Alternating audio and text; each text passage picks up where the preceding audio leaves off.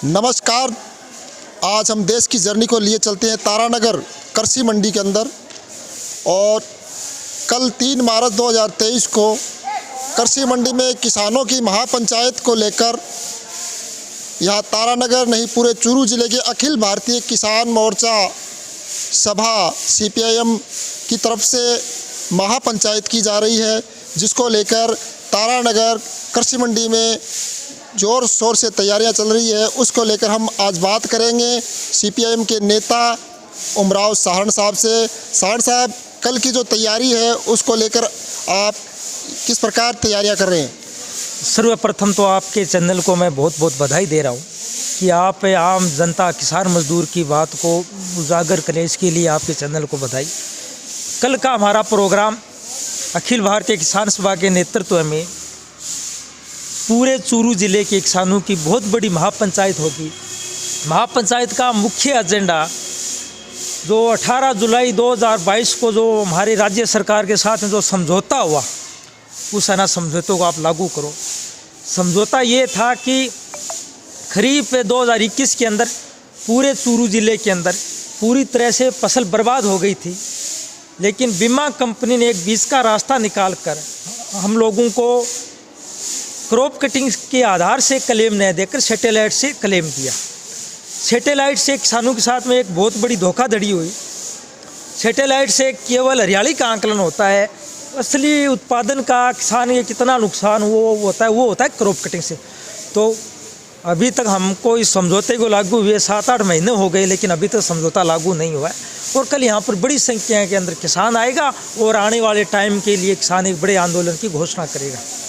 आपने ये जो जगह चुनी है, क्या ये जगह आपके लिए सूटेबल रहेगी? बिल्कुल जी। सबसे बड़ी बात, हमने कृषि मंडी के अंदर पिछली साल भी हमने 15 जून को यहाँ पर एक बहुत बड़ी जनसभा की थी। वो तो केवल एक तारानगर की जनसभा थी। हमने इस स्थान को इसलिए चुना कि ये हमारी कृषि मंडी को बने हुए लगभग 4-5 साल हो गए, लेकिन अभी तक हमारी कृषि मंडी नहीं खुली। हमें लोगों के विचार है, हमारी इस कृषि मंडी को भी बताना चाहते हैं कि हमारी कृषि मंडी बन गई, लेकिन यहाँ के स्थानीय प्रशासन, स्थानीय MLA और जो यहाँ का लोकल MP है, उनकी बहुत बड़ी लापरवाही है, जिससे किसानों को अपनी पूरी उपज का यहाँ पर मूल्य नहीं मिल रहा है। यदि तारानगर की कृषि मंडी शुरू हो जाए तो किसान को यहाँ पर अपनी उपज का पूरा मूल्य मिले। और मैं ये दावा कह सकता हूँ कि जो कल की महापंचायत होगी, वो महापंचायत अब तक चूरू जिले के अंदर जितने भी पंचायतें हुई उनका सबका रिकॉर्ड तोड़ेगी। आपकी जो पिछली साल 18 मार्च 2022 को 18 जुलाई 2022 को आपका एक समझौता हुआ था, जिला कलेक्टर महोदय ने आपसे बात की थी और कलेक्टर के आश्वासन के बाद में जब आपने अपनी जो पंचायत अपना धरना उठाया था, तो क्या आपने उसके बारे में दोबारा कलेक्टर को याद दिलवाया? बिल्कुल जी। हमारा समझौता हुआ और समझौते का 1 नंबर पॉइंट था कि हमें खरीफ 2021 की क्रॉप कटिंग दे देंगे, लेकिन सरकार ने हमने क्रॉप कटिंग तो दे दी। 2 नंबर हमारा समझौता था कि चूरू जिले के 181 पटवार मंडलों का क्लेम क्रॉप कटिंग से निर्धारण होगा।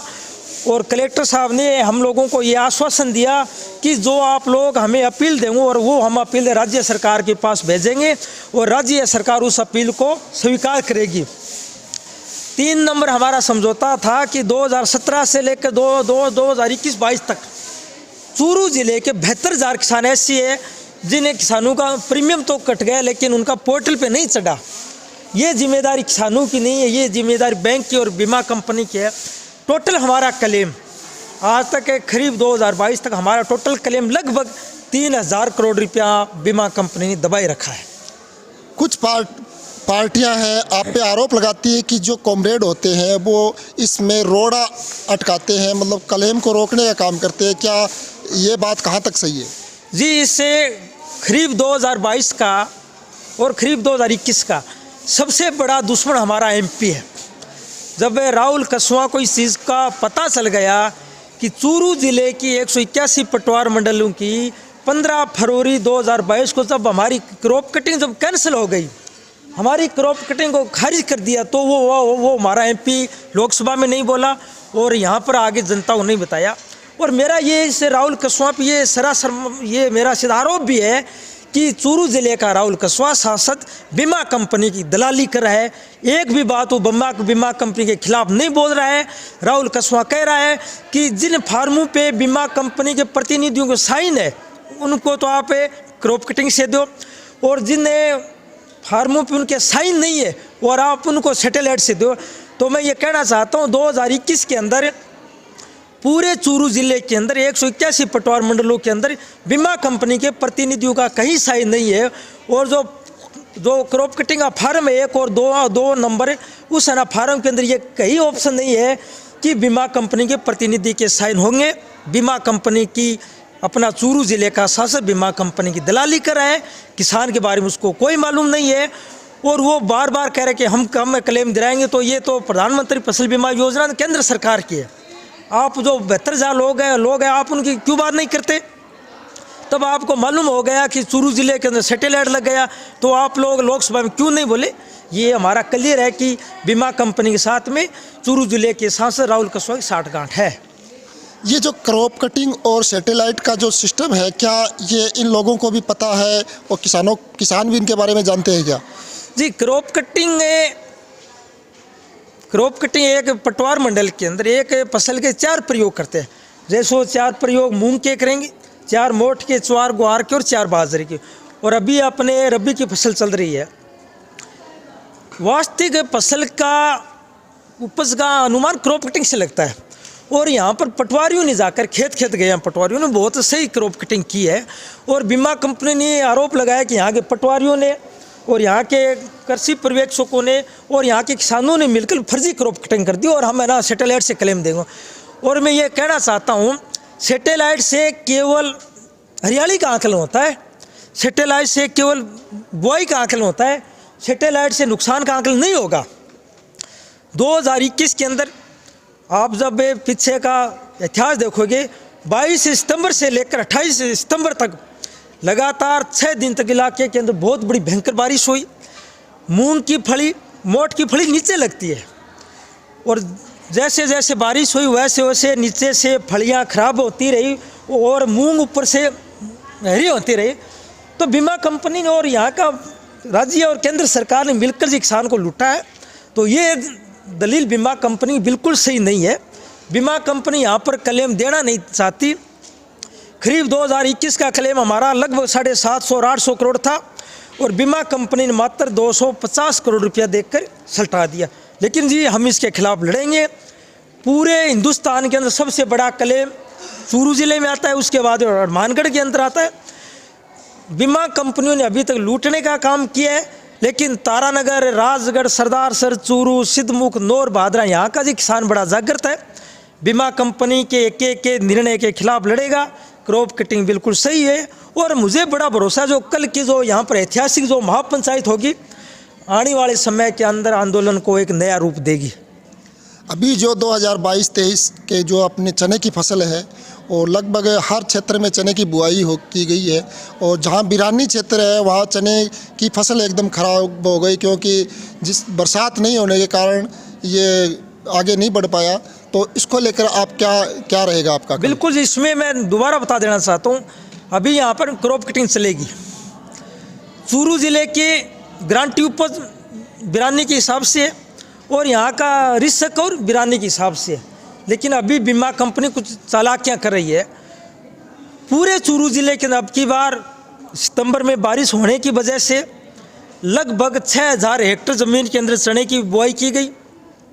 पहली बार इतिहास में ऐसा हुआ है कि मावठ नहीं होने की वजह से 1 किलो चना किसान के नहीं होगा, 1 किलो चना, बीज भी नहीं होगा। लेकिन अभी बीमा कंपनी जो क्रॉप कटिंग करेगी वो क्रॉप कटिंग नहरी क्षेत्र में कर रही है। सबसे बड़ा धोखा यही तो है।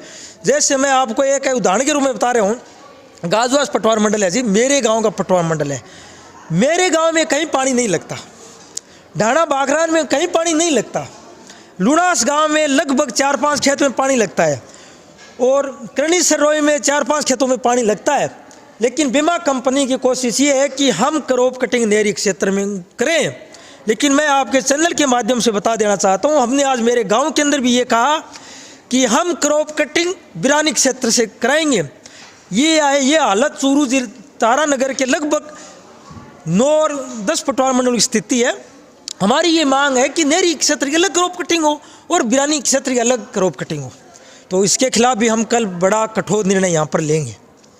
ये जो अपनी कृषि मंडी है, इस कृषि मंडी में सभी दुकानें बनकर तैयार हो चुकी है और यहाँ के जो व्यापारी है आखिर इन दुकानों को क्यों काम में नहीं ले रहे हैं, इनको लेकर क्या आपकी पार्टी, आपका संगठन इसका मुद्दा इस कल उठाएंगे? बिल्कुल जी, इससे पूर्व हमारे यहाँ पर कलेक्टर साहब थे संदेश जी नायक, हम उनसे मिले और वर्तमान में कलेक्टर जो सिद्धार्थ जी स्याग उनसे मिले। यहाँ पर जी ये सबसे बड़ी गड़बड़ है। गड़बड़ ये है कि मार्केट का व्यापारी यहाँ पर आना नहीं चाहता। मार्केट का व्यापारी इसलिए नहीं आना चाहता कि कृषि मंडी शुरू हो जाएगी तो उसको वहाँ पर टैक्स देना पड़ेगा। तारानगर का मार्केट का व्यापारी चोरी करने की कोशिश कर रहा है और ये चोर है। यहाँ पर आएगा तो उस पर टैक्स लगेगा। दूसरी बात, यहाँ पर किसान की कोई लूट सूट नहीं होगी। किसान एक से दूसरे पास जाएगा, तीसरे पास तीसरा जाएगा। तो यहाँ के तारानगर का व्यापारी है शहर का, उसकी जी 60 गांठ है। यहाँ के सचिव से 60 गांठ है। हम उसके बारे में कल हमें राज्य सरकार से बातचीत करेंगे। बार बार यहाँ के स्थानीय एमएलए कहते हैं कि मैंने इस मंडी को गौड़ मंडी से प्रमुख मंडी बना दी है, फिर भी ये चालू नहीं हो रही। तो इसके पीछे क्या कारण है? काम पर कर दिया जी। ये तो पिछले साल आपने घोषणा की, अभी यहाँ का सचिव भी नहीं नियुक्त हुआ है। अभी तारानगर का और राजगढ़ का एक सचिव है, तब तारानगर का यहाँ पर दूसरा सचिव नियुक्त नहीं होगा, सचिव कोई कठोर निर्णय नहीं लेगा, तब तक ये मंडी शुरू नहीं हो सकती।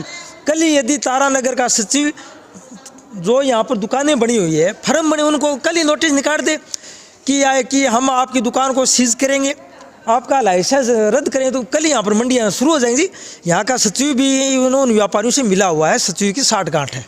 कल 3 मार्च 2023 को आपकी महापंचायत है। इस महापंचायत में क्या क्या मुद्दे रहेंगे, आप मोटे मोटे तौर पर आप बताएं, लोग जानना चाहते हैं। प्रमुख मुद्दा रहेगा कि आप समझौता लागू करो। दो नंबर ये रहेगा, जिन 72,000 लोगों का प्रीमियम कट गया किसान का, आज 4 साल हो गए, उनको कोई क्लेम नहीं है। 3 नंबर हमारा सबसे महत्वपूर्ण मुद्दा ये रहेगा कि आप क्रॉप कटिंग नहरी की अलग करो, बिरानी की अलग करो, एकदम सही खेत में जाकर क्रॉप कटिंग करो। 4 नंबर हमने रखा है नहर का रकबा। जी अभी हमारी नहर का, चौधरी कुंभाराम नहर का 2,40,000 हेक्टेयर रकबा था। 28 अक्टूबर 2005 को तत्कालीन वसुंधरा सरकार ने, तत्कालीन भाजपा सरकार ने हमारी इस नहर की नसबंदी कर दी थी, यहाँ के किसान का गला काटने का काम किया। उसके बाद में बुढ़ानी साहब कह रहे हैं कि हमने रकबा जुड़ा दिया। मैं कह रहा हूँ रकबा नहीं जुड़ा है, रकबा जुड़ेगा मंत्रिमंडल के निर्णय से। यहाँ का 2,40,000 से रकबा 1,02,000 हेक्टेयर कर दिया, 1,38,000 हेक्टेयर रकबा हमारा घटा दिया गया। अभी जो माइक्रो सर्वे हुआ, माइक्रो सर्वे के अंदर 90,000 हेक्टेयर में अभी यहाँ पर पानी लग रहा था और जो 12,000 हेक्टेयर जो जमीन बची उसका यहाँ पर निर्माण कार्य चल रहा है। इसके खिलाफ भी बड़े कल निर्णायक हम घोषणा करेंगे। स्थानीय विधायक ने कहा है कि अभी 100 करोड़ रुपये स्प्रिंकलिंग जो फुहारा सिस्टम है, फुहारा पद्धति को लेकर हम मैंने मंजूर कराए, इनको लेकर आप क्या कहेंगे? जी आप देखिए, फुहारा पद्धति यहाँ पर बुरी तरह फैल हो गई। जयनारायण जी ने कहा कि हमने 72 करोड़ रुपये दिए, आप यहाँ का जाकर डिग्गियों का सर्वे करें। एक डिग्गी सही नहीं बनी, टोटल डिग्गियों के अंदर घटिया सामान लगा, बिजली का वहाँ पर कनेक्शन नहीं, किसानों की ज़मीन ले ली और ज़मीन खराब कर दी। फौरा सिस्टम यहाँ पर फैल कर दिया प्रशासन द्वारा, राज्य के द्वारा और नहर के विभाग द्वारा। वो जी पूरा फैल होगा तो आगे फिर काम कैसे होगा? पिछले बजट में 54 किलोमीटर का जो निर्माण चल रहा है नहर का, विधायक जी बार बार कह रहे हैं कि मैंने जो 16,000 हेक्टेयर ज़मीन सिंचित करवाई है, उसको लेकर आप क्या कहेंगे? जी 16,000 नहीं है जी, ये 12,000 हेक्टेयर ज़मीन है जी। आप यदि सही आंकलन करोगे, अभी आपने देखा होगा सावा डिस्ट्रीब्यूटर का काम 6 महीने से बीच में पड़ा है। वहाँ पर मैं अभी गया, लोगों के खेत खराब कर दिया। दूसरी नंबर बात, अभी तो लोगों को मुआवजा नहीं दिया गया जी। जिन लोगों के खेतें खराब हो गए, फसल बर्बाद हो गई, मुआवजा नहीं दिया गया लोगों को। और ये तो कह रहे हैं अभी ये 3-4 साल लगेंगे। ये भी किसान के साथ लूटा। और हमारी मांग है कि जो किसान की जो ज़मीन इंक्वायरी की गई है उसका मुआवजा DLC से 4 गुना और 5 गुना और ब्याज सहित दिया जाए। कल 3 मार्च 2023 का जो दिन रहेगा, उसको लेकर आप अपने क्षेत्र के लोगों को क्या संदेश देना चाहेंगे? जी हम तो लोगों से ये देना चाहते हैं जी, ये बड़ी लड़ाई है राज्य के खिलाफ और जी बीमा कंपनी के खिलाफ। एग्रीकल्चर के अंदर तमाम बीमा कंपनियों ने किसानों का लूटने का काम किया है, लेकिन जी तारानगर का लड़ाकू किसान है। और मेरी आम किसान मजदूर नौजवान विद्यार्थियों से अपील है कि कल जो यहाँ पर एक किसानों की बड़ी महापंचायत हो रही है, उसके अंदर सभी लोग अपनी राजनीतिक मतभेद बुलाकर, राजनीतिक दलों को छोड़कर, ये कोई राजनीतिक रैली नहीं है जी, ये किसान की जीवनी मरने को रैली है। और कल ये लोग आएंगे और मेरी लोगों से अपील है कि कल यहाँ पर ज़्यादा जनसंख्या पहुँचने का कष्ट करें। हमने आज कल होने वाली रैली को लेकर उमराव जी सहारण CPIM के नेता हैं, उनसे बात की है और उन्होंने जो बेबाकी से बातें रखी है, उनके आपने जो हमें समय दिया उसके लिए बहुत बहुत धन्यवाद। धन्यवाद जी।